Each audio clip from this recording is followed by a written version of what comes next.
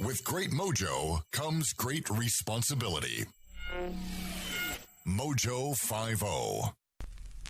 And crown thy good with brotherhood from sea to shining sea. American Radio.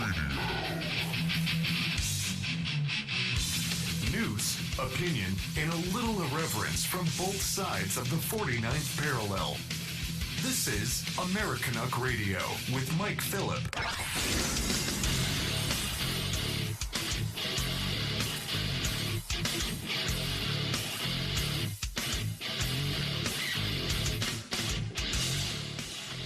Welcome back to Americanuck Radio on Mojo 50 WBN 324 and pretty soon Holy Ghost Radio and a sub-basement of the Stu Peters Network. I'm Mike Filip, professional broadcaster going back decades now.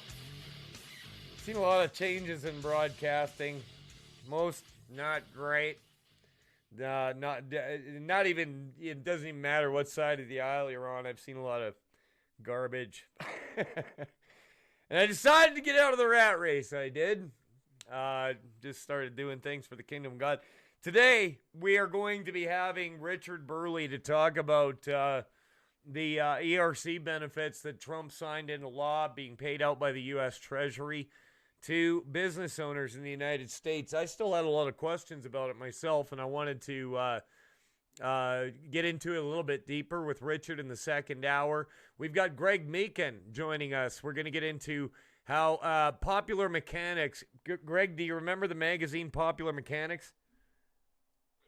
Of course. That was a must-read. Yeah, and you were into it for its articles on new technology and engineering, correct? Absolutely. The coolest stuff in the world, technology-wise, was in Popular Mechanics. Yeah, now they're publishing articles on people having visions of hell. Bet you didn't expect me to say that, did you? No. Have they gone that direction, Mike? I'm not joking. Seriously? I'm not joking. Oh, seriously? Yep. What it has to do with mechanics, I have no idea. But are they going to do drag queen shows too? Or well, what? you're going to be very surprised at what kind of music they listen to in hell, and we actually have a little. It's not what you would think. It's not what anybody's going to think about what you'd think were the tunes that they would choose in hell. I personally thought it would be Slayer or something like that. Actually, it's very happy. Maybe. Brought to you by Air Supply. Close. Air Supply or something. I'm all out of float. Yeah, they. KTEL International presents the Sounds of Hell. We're going to talk about that because I think it's funny, and actually, it lends into a broader discussion. Over the years, I've seen books written and speaking. In engagements and seminars where you'll get these people that they claim that they were taken by God and shown hell. And I've heard a million different things with that. Some of it really ridiculous, to be quite honest with you. There's this one book I was reading when I was a kid, and this guy's like, yeah, so I died and I went to hell and saw my neighbor, and his face was melting off. And I said, buddy, what are you doing here? And he said, I don't know. I went to every church bake sale, and his face was melting, and it was horrible. And it's like, what are you doing? What are you doing, and who falls for this? But anyway, I just figured we'd talk about that today because there's a lot of that garbage out there. Let's put it that way. Anyway, it used to be National Enquirer, Mike. It used to be National Enquirer craziness, but that's just mainstream now. Yeah, craziness. I know. You know. Yeah. Bat Boy goes to hell. And if anything, it actually kind of cheapens the seriousness and gravity of that whole situation. I would think. You know what I mean? But that's just me. Anyway, you've got your new voting website. Look at that. I just knocked my microphone around. You've got your new website going on for your vote in the referendum on Alberta becoming a state. That's something that I've talked about for a long time. We're going to talk about that a little bit in the first hour today. Popular Mechanics gives you a vision of hell, Alberta becoming a state, and Trump's gift to the American business owner. We're going to be talking about all of that. And I think I'm going to have to change up my thumbnail for today because I went and grabbed an old one because I didn't communicate with Peyton this morning. That's my fault. And at the bottom it says MAGA, a subsidiary of J&J. I'm going to have to change that up after the show, I think, because I didn't see that part in it. Anyhow, these things happen, all right? Now, because Greg is somebody that demands attention and recognition with everything that he does, we've got to play his intro because I said I would. So here you go, Greg. The squeaky wheel gets the intro. Author Greg Meakin nails it. The border catastrophe, gas prices, and runaway inflation, the education mess. Greg sorts it all out and offers Greg's List solutions. Now presenting Dueling Citizens with Greg Meakin. I say we start off with Popular Mechanics takes you to hell. Let's look at this article here. So this came up in my feed this morning, and Popular Mechanics. I'm not joking. This is the headline, Greg. A guy says he had a heart attack and went to hell in 2016. Here's what he saw. So here we go. The guy's a priest. First of all, he saw men walking like dogs and heard demons singing Rihanna songs. That's right. They're into Rihanna in hell. That's top 40. While many of the most publicized near-death experiences are more positive than this journey to hell, negative NDEs or near-death experiences also occur. 2016, a Michigan-based priest named Gerald Johnson suffered a heart attack. Says he has a near-death experience that sent him somewhere he never ever thought he'd visit. Hell. Recently, Johnson took to TikTok, because that's what you would do, right, to share the details of the traumatic experience, far from the kind of warm, bright light epiphany you might expect to hear from somebody who temporarily ventures into the great beyond. I'm reading verbatim. This is Popular Mechanics, Greg. I wouldn't wish it on my worst enemy, Johnson recounts in the viral video. Nobody deserves that. Johnson says immediately after his heart attack, his spirit left his body and he went straight to hell, entering through the very center of the earth. Though he says the things I saw were indescribable, he does a pretty good job of describing it. Johnson claims he saw a man walking on all fours like a dog and being burned from head to toe. Johnson also heard music in hell, including Rihanna's Umbrella and Bobby McFerrin's Don't Worry, Be Happy. I'm not joking. Hey, you know what? We need let's get the sounds of hell going here, shall we? This is in the magazine, Mike? This is in popularmechanics.com. I mean, this got past an editor? This Mike got past... Philip? Yeah, you're hearing it right now. This is what it sounds like if you go to hell. Ah! Ah! Ah! Johnson says his hellacious NDE made him realize he needed to forgive people who had wronged him instead of hoping for their punishment. Maybe Johnson's story sounds far-fetched to you. The scientists say, finally we're going to set it straight here, Greg. While many of the most publicized NDEs have a positive spin, negative ones do occur, and it has to do with the chemicals in your brain and your brain slowly shutting down like a city block losing power in a grid failure. And that's what Popular Mechanics is doing these days, Greg. You can't make this stuff up. Like, that sounds like an old Saturday Night Live skit. You know? Yeah, they're listening to Bobby McFerrin in hell. That is just unbelievable. Seriously though, you talk about a brand switch, Yes. a total brand switch. You know, come on, man. That is unbelievable. Thank you for walking me through that.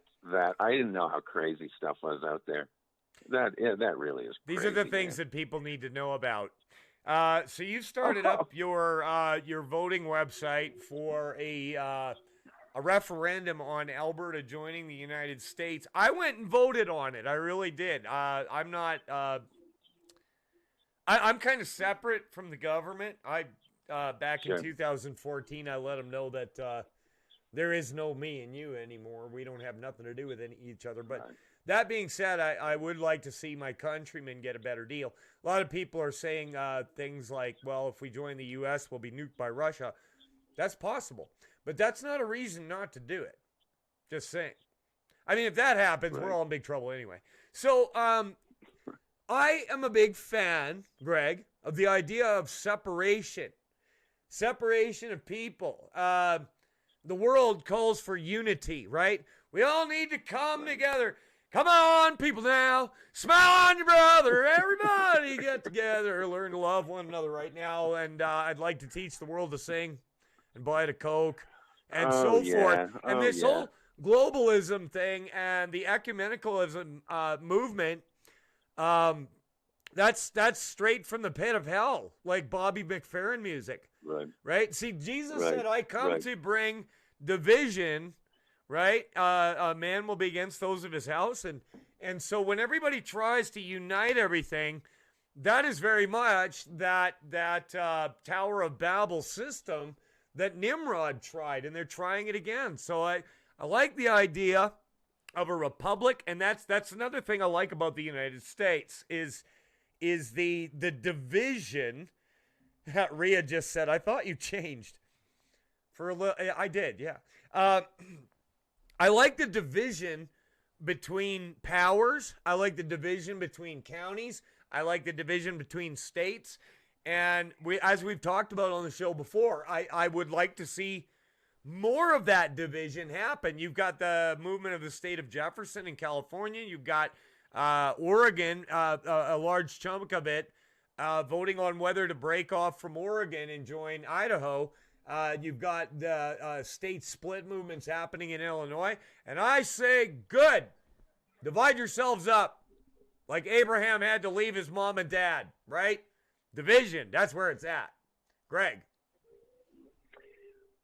Well, the people that are asking for inclusiveness are the most divisive people in the world. They're dividing us by race. They're dividing us by culture. They're dividing us by gender, etc. I agree 100%, Mike. But they all want you to sing their tune. No, but that this is an era where we need to take sides because the sides are so different. And I chatted with a dear friend of mine last week, sheriff gentleman you might know, and I said, throughout my life, I was raised in Canada.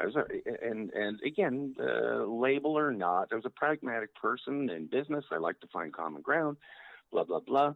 And that's the way I normally live life. And I really think that 80% of people are like that, Mike. However, whatever's happened in the last 3 to 5 years with this divisiveness, I am right now at a point where I'm saying, no, actually, it's not a time for pragmatism. It's not a time to reach across the aisle. That hasn't worked. Sorry, it just hasn't worked. It's not a time to cooperate in terms of ideas and get common ideas moving forward. No, I believe this is a time to stand your ground on your beliefs for what they are, and I believe the majority of us are, as I call, 1950s handshake people. We really are indeed pragmatic people, practical, hardworking, blah, blah. And I think it is a time to actually take sides and go proverbially punch each other in the nose and go win yourself elections. Because when you need to win elections now in order to make change. So I just don't think it's funny, but I don't think for this era it's a time for cooperation. It isn't a time, I think, and this is, perfect example is Alberta 51. We've talked about this, Mike. We've talked about it.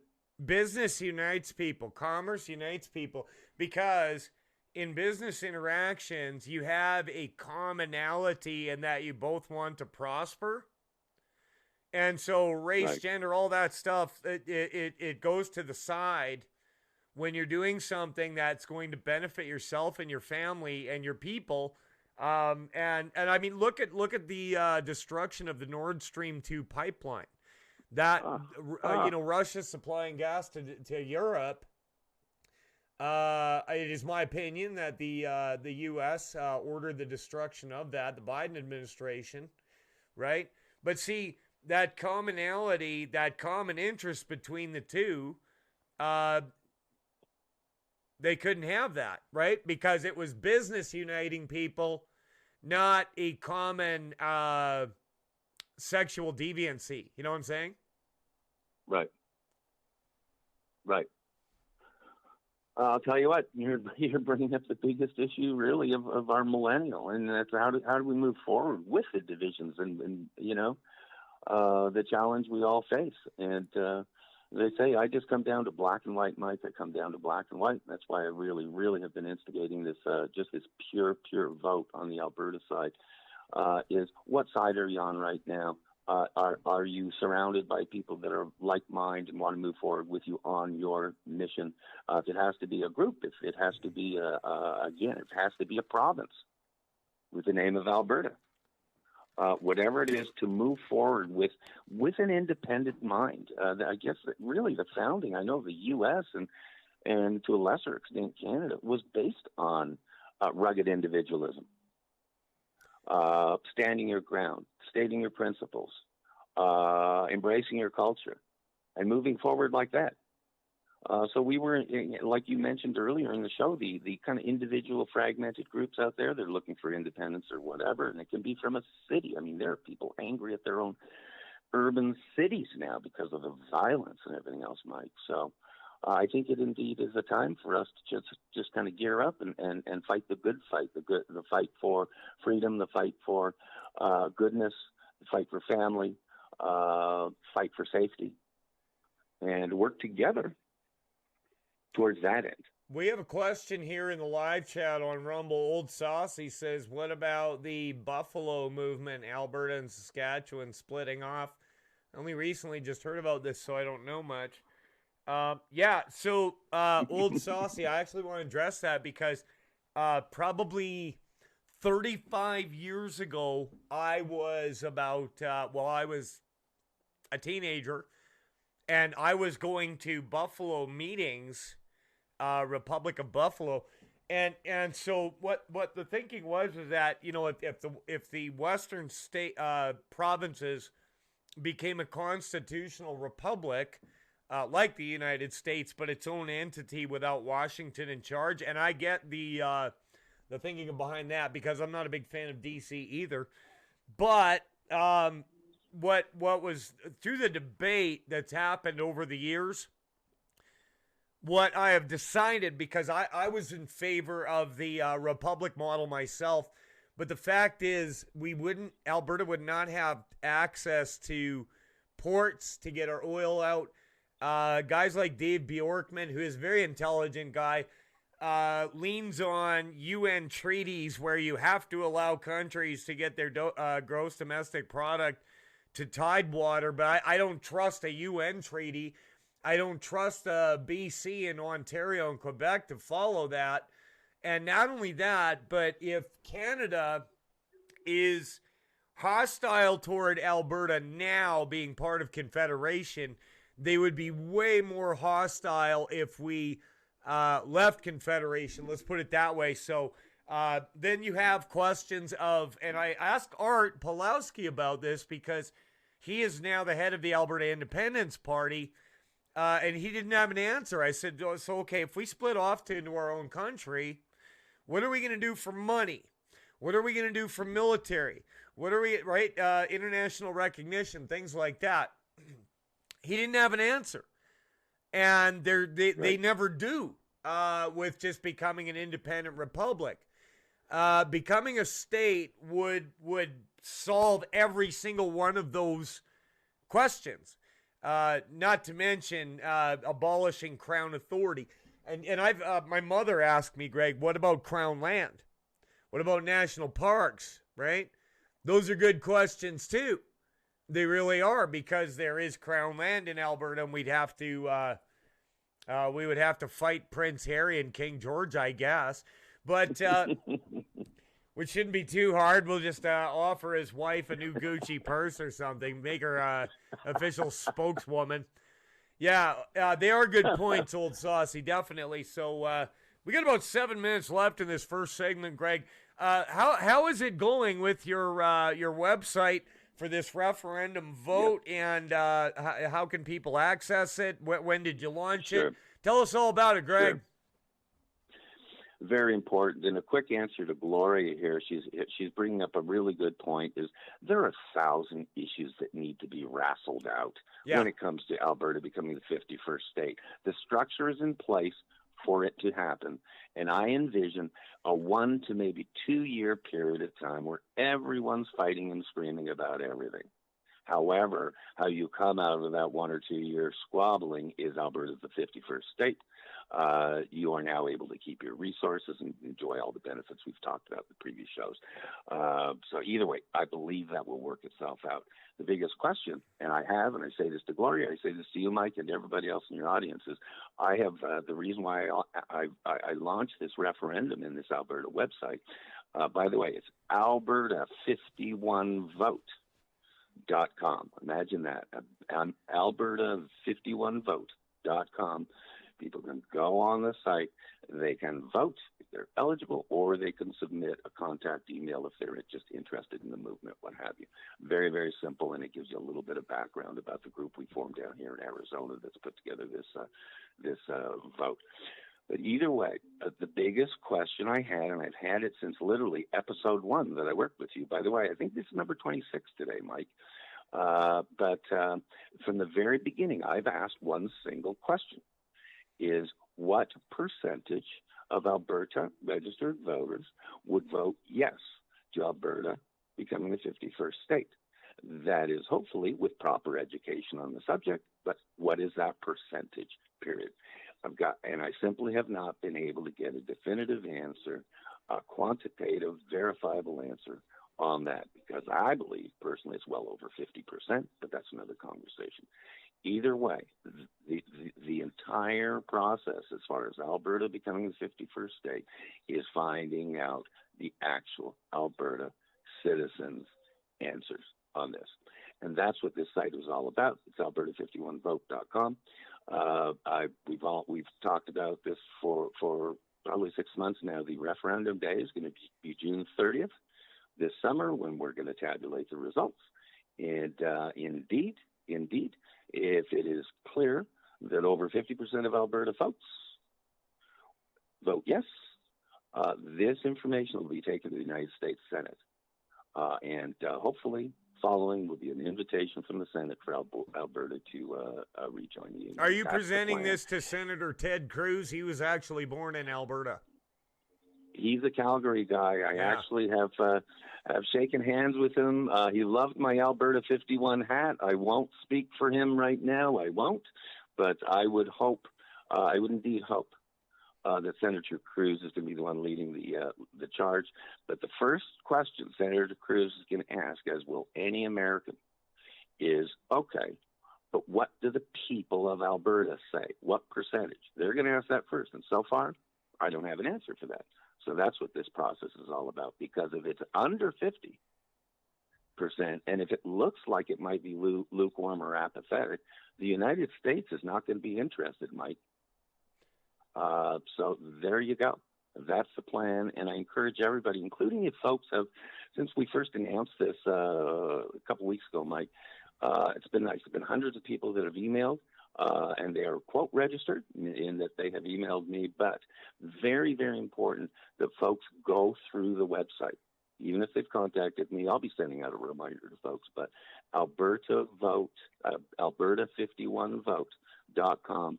Quick little one-page vote, and I really want to make sure that everybody does that, to go through the portal, because that's the official place to vote. When folks do vote, they'll get a confirmation email. If for some reason they don't, check your spam folder. You know how that goes, Mike. Yep. And one email address per vote.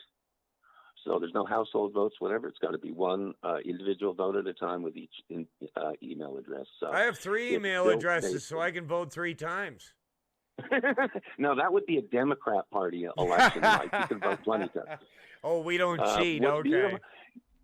I'm glad, what's funny, I'm glad you bring that up, though, because we're very intuitive on our end, and we're really set up for that. The people can't vote twice. It sounds silly, but we're really set up on that end, on our end, and no matter what what I'm looking for here is simply to get a clear, concise answer based on people who are real people. And the folks that have contacted us so far and the folks that have voted so far, they know this is simply a dialogue between us and directly to the Albertan voter. And that's what we're after. And I'm so thrilled with this response so far, Mike. I really am. And I look forward to giving you updates in the shows to come. You guys did a good job. It looks like you put a lot of work into this, and it's probably making its rounds on different Alberta 51 groups on Facebook and places like that. I'm sure that guys like Benjamin Abel are in like a dirty shirt. I know that Peter Downing would be right in on this because this is something that, he went down to Mar-a-Lago and met with several U.S. politicians and presented them with a statehood proposal for Alberta, and this was not that long ago. So there's a lot of people that disagree. You know what? We got to go to our commercial break. Let's do that. When we come back, we'll talk about this stuff for the last half of the first hour, and then we've got Richard Burley coming on to talk about the ERC funds that are available to you if you're an American business owner with over 4 employees, and if you don't claim these funds, it's going to go to the IRS. So you can complain about money going to Ukraine all you want, but there's $2.2 trillion earmarked for businesses with W-2 employees during 2020 and 2021. It's there for you. They're already paying it out, and this is a conversation that's going to get bigger, and it already is. And so, by the way, the interview that we have with Richard after the first hour, where we dig into all of this stuff, is going to be going on their official website of the accounting office. So we'll be back right after this with more American Hawk Radio and Greg Meakin. Then we're going to be bringing in Richard Burley after the bottom of the top of the hour break. I do not really believe that people in hell are listening to Bobby McFerrin. I don't care what Popular Mechanics says. We'll be right back.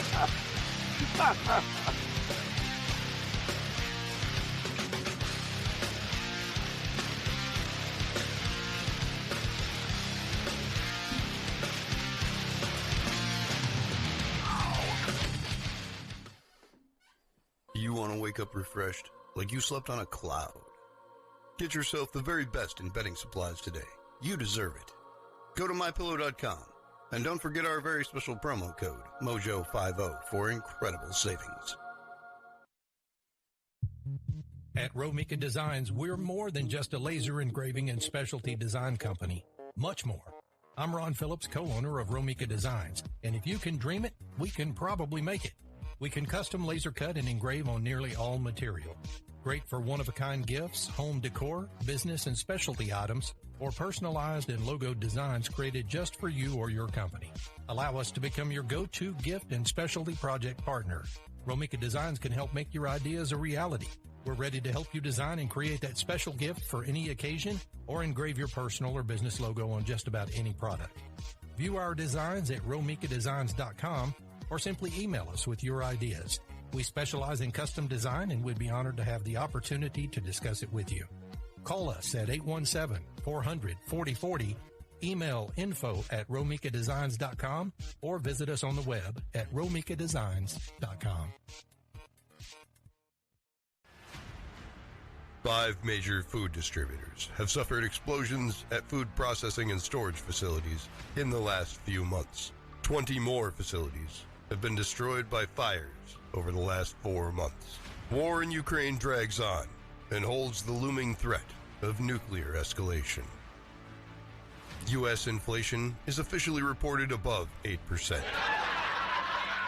Mobs of people are whipped into frenzy by an increasingly unstable class of political elites. We live in interesting times. Political, economic, and financial collapse are all very real threats to our way of life. If the worst happens, make sure you and your loved ones are prepared with emergency food and supplies from preparewithmojo50.com. That's preparewithmojo50.com. Coffee lovers everywhere now have the opportunity to do their part to save the planet with Al Gore's lab-grown coffee substitute. We, here at Coffee Drinkers for Climate Change, believe this is a terrible idea. While man-bun-wearing, soy latte-loving poodle walkers everywhere are in love with the eco-friendly lab-grown sadness water, Coffee Drinkers for Climate Change want to see the sea levels rise, and for New York City to join the lost city of Atlantis, 12,000 leagues beneath the sea. American Pride Roasters, historically great coffee. Every pot brewed is an eco-disaster 100 times greater than the Fukushima extinction level event. So order yours today and do your part to hasten the end of the planet. You don't want to live forever, do you? AmericanPrideRoasters.com. That's AmericanPrideRoasters.com. How dare you? We dare. We dare. Flat Earth, the moon landing, JFK, 5G, Biden won the election. Hey, lovelies, does anyone have any new conspiracy theories? Because all the ones I know have come true. Join me, Ria Bow, here on Sunday Long Live Radio, live every Sunday of the year, 5 a.m. Eastern Standard, 10 a.m. UK, and 9 p.m. New South Wales. I'll see you Sunday. American Radio. I would say the world's most underrated radio show, American Radio. This guy, Mike Filip, is brilliant. I listen to him every day. Love your show. I really do. I'm a huge fan. Thank you for doing what you're doing. American Radio.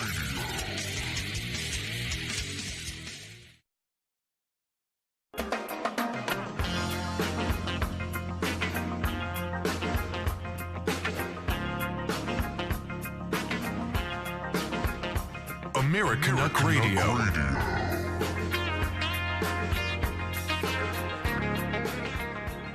Segment 2 of American Radio. We're back. We're live. We've got Greg Meakin, and we were talking a little bit about his referendum initiative and website that he's built, Alberta51vote.com. Very cool. I'm looking at it right now. Did your son help you with that, Greg? No, actually, no. My son's more an artist. He did the cover of my book, of course. As you mentioned, he's an artist, but he's not a website guy. I have an IT guy down here in Arizona who really put it together nicely and well. The big thing, you brought up something just before the break, Mike. It is a huge issue. I hope that this does make the rounds. You mentioned Peter Downing, and these nice guys up there. My biggest question to everybody is not that you visit the site, but what is your vote? Not that I would love it that if anyone is up in Alberta and indeed would normally vote in a referendum or election and they're eligible, what is your vote, whoever you are out there? And so my request would be please vote. And the three choices are yes, no, or undecided. And I would really hope that folks do research stuff a little bit as far as the issues before voting, but yes, no, or undecided. I think it's really important to have no's. We look forward to seeing no's and undecided folks. But the most important thing to simply get your vote in. So it sounds funny, but I'm not really concerned about folks' opinions or comments or whatever. I'd love to see what their vote is. And what's nice is you can either vote, as you see on the main screen, the home screen, homepage, Mike, or you can submit a comment. If you want to be involved or keep abreast of things, maybe you're not an Alberta resident, etc., submit through the comment section. And everybody's information stays private. Everybody is, at least their vote will count and their voice will be heard, Mike. Yeah, and we've had a lot of discussions about this there are a lot of people that have been trained their whole life in Canada that basically you're as Canadian as much as you dislike the United States, that how un-American you are defines your Canadianness. It's weird. It's this, hate thy neighbor, look down your nose. It's like the neighbor looking over the fence and looks like America has a discipline problem, and there's some old paint cans in the garage. And I've seen a lot of that. Not everybody, but that definitely exists. The other thing, too, that I've seen that people have said to me about all of this is they've said, Mike, America is the evil empire. Look at all the wars in Iraq and Afghanistan and look at, right? Well, okay, fine. Yeah, and U.S. might lose its world reserve currency status under the Bretton Woods Agreement. But ask yourself this, okay? Who would you rather fill that role? Would you rather that it was America? Or would you rather that it was China that is able to project the power that America can? Or would you prefer that it was the Islamic world? Would you prefer that it's Russia? I mean, the whole thing with Russia right now, the language that they're using, basically a lot of Russian leadership, and I've been reading a lot about this, they believe that they need to bring around the apocalypse. Like a lot of them are rooting for a world war that destroys a large portion of humanity.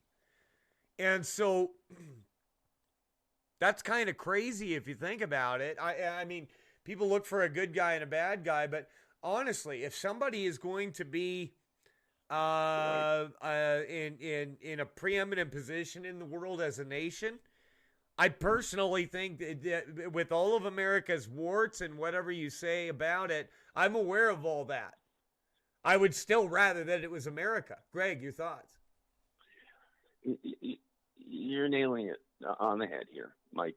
We've talked about this a lot. I believe that any true hatred of America, because there is some of that, there's an element of that. I've said this before, and I published it in my book. If there's really that true hatred of America, I believe most of the time it is what I call politically immature envy or repressed personal jealousy. Okay?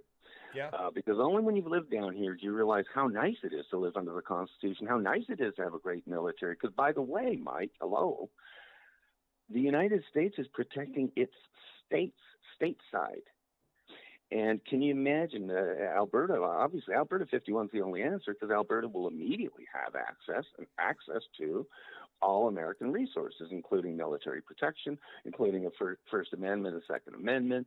You have police force that's working for you as a state because that's the whole concept. So I do believe any kind of hostility, whatever's to America, towards America, to me, a lot seems from people who've never lived here and enjoyed it down here, because I really do believe there's a different feeling of freedom, because I've lived in both places, Mike. So enough. We've talked about that so much as far as the hostility and stuff. But I remind a lot of I've got a lot of friends in Canada. The majority of my friends are in Canada, and a lot of them from the East Coast, mainly Ontario and Quebec. I reminded a friend of mine in Montreal. Montreal is it's like 19 miles from the New York border. Montreal. I reminded him he was an anti-American guy, right? The military, all the way, warmongers, blah blah. Yeah. And I simply told him, I simply said, dude. By the way, I want to let you know that the United States is here to protect Canada, and we always have been. If anyone messed with you in Montreal or Alberta or BC or anywhere, if anyone messed with you, as far as these foreign powers, the United States would fly in and kick their butts, is what we would do. And I wanted to remind him of that strength does not necessarily mean, shall we say, goodness. Strength, the meek shall inherit the earth, means, obviously, it means that carry a big old sword, but keep it sheath. But know that you have if you need it. So I do want to remind everybody in Canada, not just Alberta, not just Quebec, everyone in Canada, that the United States of America loves you guys, and we will protect you and take a bullet for you. I just want to remind Canadians of that, Mikey, and then this might have been a good platform to do so. You know, if you look at the benefits that came to Alaska when they embraced statehood, they were massive. Oh, yeah. And remember, Mike, the whole conversation is the Constitution, state constitution. Alaska, we know, we've talked about it. They drafted their own state constitution that now pays oil royalties to their citizens. That's the way it should be. Yep. So when Alberta 51 drafts its state constitution, it will be unique amongst all the 50 states. It will be exactly what regular Albertans want for their state, their new 51st state. And that's what the folks who are contacting and voting through the website are saying. It starts with the state constitution. You can draft it just like Alaska did. Again, Alaska's different from Vermont. Florida's different from Utah. California is different from every crazy person out there. No, that's it. So I trust the people of Alberta to draft their own state constitutions that is custom made for them, and that's what we would really envision a province or a state or a country is supposed to be. Yeah, and what an opportunity to chart your own future within a constitutional republic. I mean, I saw Ezra Levant was on Tucker Carlson last night, and he started talking about how we're Canadians, we have the Charter of Rights and Freedoms, and I'm like, Ezra, you just lost me. Have you ever read that document? It says at the beginning, and then anyway, we've talked about it all before, like, stop talking about the Canadian Charter of Rights and Freedoms. It's not even worth reading. It guarantees you nothing. And a lot of and that point that you brought up about states and their approach to healthcare, their approach to law enforcement, they're all very different. So like to have an opportunity to draft your own state constitution, looking at the mistakes that have been made and the pros and the cons. And you can say whatever you want about America's past. You show me somebody that doesn't have a bad past, or a country, or a state, or something in their closet, right? I've had mine washed away in water, but yeah, it's like, no, you can't hang on to those things forever, and constantly bringing it up does nothing. It's time to look ahead. Right. And the arguments of what happened 100 to 200 years ago are they're just getting old, Mike. But it's not a bad thing to know, but it's stupid to argue about, and it's stupid to use as your own victim status because you weren't there. It's great to know your history, but today is today moving forward. It's really simple. And how do we have the lessons of history help us today moving forward to be better? And we've been doing it progressively for the last 100, 200 years, progressively, all the way through the 60s and 70s. And it's important for people to remember that we have improved as a society exponentially. You know, you mentioned earlier once again, the state constitution. I keep coming back to that. I really want people to understand, because I've lived in different states. I'll tell you what. Here you go. Here's some kind of fun inside scoop. Washington State. Now the Seattle area. It's got a bad rap in the last year or two, but Washington State takes the best care of their citizens that I've ever seen. Especially folks that are going through hardship or whatever. If you are a single mom and you have kids or whatever, in Washington State, you have everything at no charge. You have subsidized housing, you have medical, and I'm talking no charge, meaning virtually no copays or anything, including dental and those types of things. And I want to let people in Alberta know the power of the state constitution. You can actually build into your state constitution. We've talked about this, Mike. Universal health care. If that makes you happy, and that's Alberta awesome. could fund that's it. Awesome. Exactly. Cradle to grave. Here we go. Either zero deductible or low or no copay. Blah blah. Just like some of the great states work it down in the states. You can build that right into your constitution, and it's fundable. You can fund it with the pocket change from the equalization monies you're going to save. Yep. $20 billion buys a lot of health care, Mikey. It would, yeah. So those types of things you can build into your state constitution, and that is going to be discussed more and more as this Alberta 51 vote progresses. Remember, this was only launched yesterday evening, Mike. How cool is that? You got it hot off the presses and stuff. This is a true, wonderful forensic count, and I encourage everybody to vote yes, no, or undecided, but be part of the process. You can log on today, as the infomercials say, Alberta51vote.com. Very important that everyone up in Alberta does. If anyone's not from Alberta, no offense, don't take this personally, but you're not part of this conversation.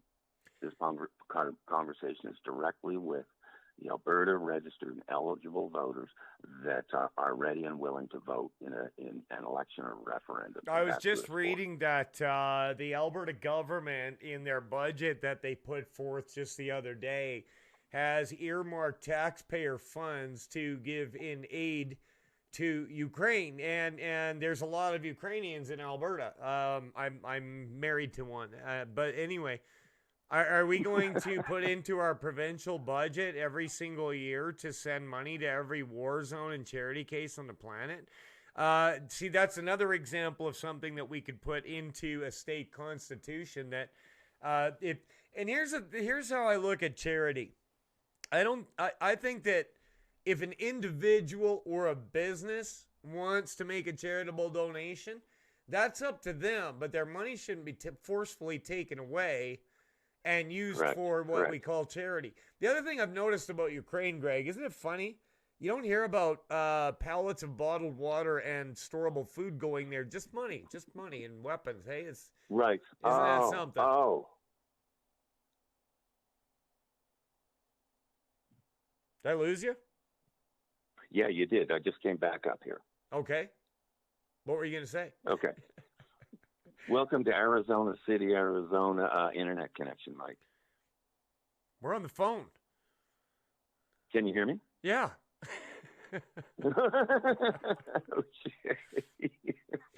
All right.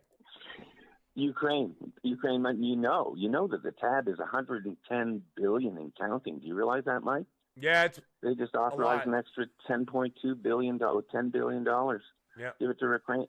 $10 billion. They turned down $5 billion to finish the wall down on the southern border. Turned down $5 billion, about 110 going to Ukraine. That's my number of the week right there. Yeah, and I think that Ukraine's going to lose this thing anyway, and who knows? It could turn into a major conflict between the U.S. and NATO. We'll see what happens, but yeah. Can you imagine, Mike? Can you imagine what Trump would have gone through if he was president during this era? Think about it. They'd be impeaching him for another 3, 4, 5 times.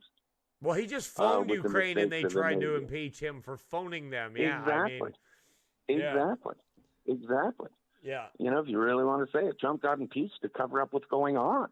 Yeah. So there you go. There's our feisty statement of the week right there, too. Yeah, and I'm critical of Trump, the job that he did, but there was some good things, I will say that. As far as presidents go, he's probably one of the best I've seen in my lifetime. Despite the fact that he gave the world the vaccine that's killing people, but that's a separate issue. Sure, but if you go clinically with all the numbers, it's real simple. He had $1.75 a gallon gas. Right now it's $3.75. Everything from utility bills to the employment situation to wages are dropping rather than rising. People don't realize that in the Trump administration, Mike, you know this, but household income jumped $6,000 a year under Trump. Do the math and check the stats. That's $500 hard money. For every household. That's a nice help, rather than it being $500, $600, $700 or $800 less per month because of inflation and other factors and supply chain issues and all the nonsense. So there you go. Illegal immigration dropped as well. The numbers went way down. Goodness. Don't get us started, Mike. It's just a tragedy what's happened at this border and everything else. We've talked so much about it, but it is a tragedy that's going on even to this. Yeah, your buddy Mark Lamb is going to testify to Congress. Is that correct? He testified. I believe it was earlier this week. He already did, and he was chatting about to Congress, congressional committee, about the fentanyl crisis and fentanyl deaths. He put the number out there. It's now at 107,000, primarily young people who've been killed by fentanyl, and the number's rising. He said, I think, if I'm going off of memory, I think Sheriff Lamb said it's going to crowd 200,000 or exponentially by the end of this year and so forth. What a tragedy! What a tragedy! Fentanyl, and it's mostly young people, Mike. What a tragedy! And once again, I hold the President of the United States fully responsible. People do not know. He signed an executive order, probably right after he signed to shut down the Keystone pipeline. He signed an executive order to basically open up the border. He signed away Trump's stay in Mexico policy. And then the floodgates started. Don't let anyone tell you differently. The border crisis is directly due to the executive order signed by President Joe Biden, Mike. I'm gonna say something about the whole fentanyl crisis, though, and this might not be popular. Okay, so maybe it's the fault of the fact that it's there and accessible in the United States of America is a lack of border protection. But I'm gonna say this too.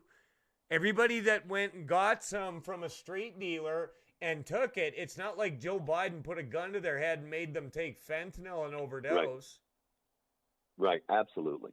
Personal responsibility, that's a secondary question. One thing I do say, Mike, no one can argue, it comes out of China. And it is distributed to the Mexican cartels, and it's distributed up here. I believe, and this is so controversial, I'm just going to say this is Greg Meakin's opinion. I believe there's an element of obviously nefariousness, but I think there's a China element in this. I don't want to say even the word genocide, but that's what it sure looks like. People are dropping like flies, and all younger people.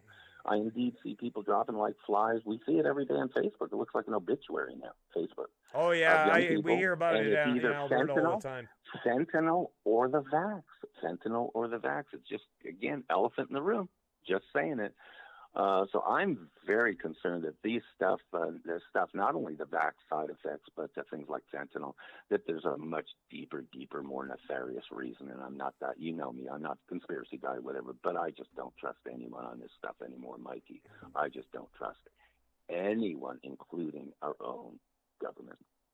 Yeah, I mean, yeah, it's a tough thing. I mean, if you had a population that was averse to doing drugs, pharmaceutical or otherwise, in the first place, there would be no crisis, and it wouldn't be coming in because it wouldn't be being used. I mean, you have to have a market for your product. But that being said, you're right. China, by sending this stuff in, has killed a lot of Americans by their own hand. The numbers don't lie, Mike. Mm-hmm. The number, you can go fentanyl, go vax, but again, go our entire lost little generation. There's going to be a generation of youngsters. I'm going to call them COVID kids who went through that 2 years of lockdowns. Suicides are skyrocketing amongst youngsters, Mikey. I mean, come on. There's a direct, but also an indirect, and I think an exponential moving forward catastrophe here, and we need to nip it now. We need to nip it now, and I always come back to the simplest things.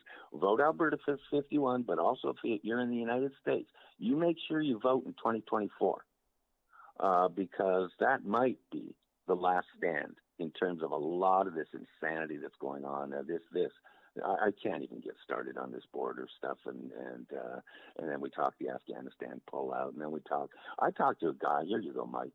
I talked to a guy a couple of weeks ago who was a Keystone employee. I'd heard a lot about the Keystone pipeline, but I never met a Keystone employee, and I actually, oddly, met him down here in Casa Grande, Arizona. He had transferred down here, and he was part of the layoffs, the Biden layoffs, right? Yeah. And they said, God, I want to talk to you, man. He said, yeah, our life has just been devastated since. They said, okay, how much did you make? His earnings, he was making $186,000 a year as a highly skilled pipeline guy. And this project, Mike, people don't realize, it was funded. The Keystone was funded, Mike, for this next couple of years. And he said he got laid off $186,000 job how many of those can you replace, Mike? Especially, with COVID and post-COVID. So this guy's working. I don't know if it's entry level, but it's a sure scale back from six-figure income. That's a lot of income to take out of a household. Definitely. We're out of time. We've only got 1 minute left before we have to go to our network break. Greg, coming up. Okay, you're upset that billions of dollars is going to Ukraine. How about if you don't do anything and allow $2.2 trillion out of the U.S. Treasury go to the IRS because you didn't do anything when you could have? Now, we're going to have Richard Burley, chartered personal accountant, on the show in the upcoming hour. Greg is going to hang around with us, and I want to dig a little bit more into this whole ERC fund issue because why would you let that money go to the IRS? It's not for them. It's for you. And the Democrat Party tried to bury it and steal it from American businesses. They're still trying. We got to get the word out. We'll be back right after this with Greg Meakin and Richard Burley.